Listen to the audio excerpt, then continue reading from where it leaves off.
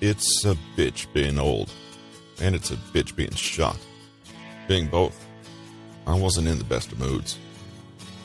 I suppose I should be grateful I was alive, and the people who were trying to kill me were arrested, and I didn't matter to them anymore. It was doubtful they'd ever face charges for all the murders they committed. One thing was for sure. Someone would go to jail for the killing of the FBI agent.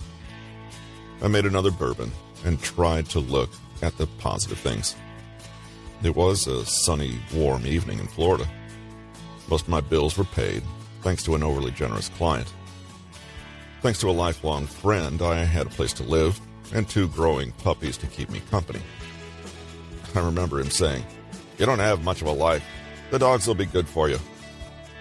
Sad to say, it was true. They gave me a reason to get up in the morning and required my attention for a good part of each day.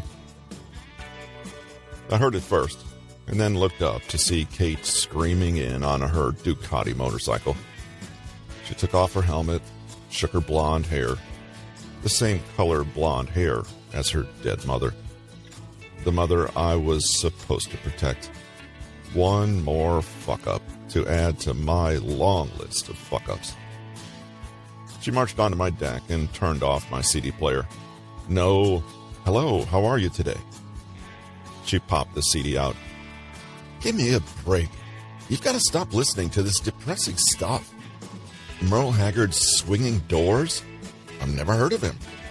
Why do you listen to this depressing stuff?" I didn't tell her I'd just popped out Johnny Cash's Sunday Morning Coming Down. I said, "I listen to it so I can appreciate having you in my life."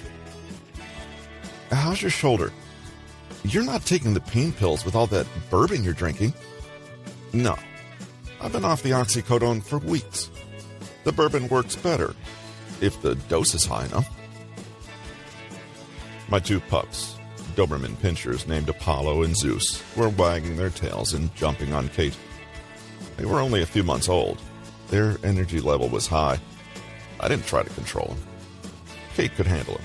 She loved their enthusiasm, especially in contrast to mine. "Can I get you a drink?" "No, I'll grab a beer. I'm faster than you."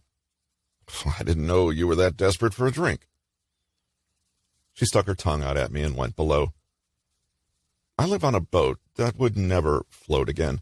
It was permanently parked in the storage yard of a marine repair business. I moved in when my landlord wouldn't renew my lease. I can't blame him. My Jeep had been blown up, the apartment ransacked, and people were trying to kill me. My lifelong friend, T, who gave me the puppies, fixed up this boat for me to live on, and I guess the pups and I are his night watchmen. The boat's a 1983 Cadillac 12-meter or 41-foot catamaran. Cadillac is a now defunct English boat builder that specialized in building sailing catamarans. They were well constructed, and it's roomy inside. But one of the first things people notice is the left front hull is all bashed in.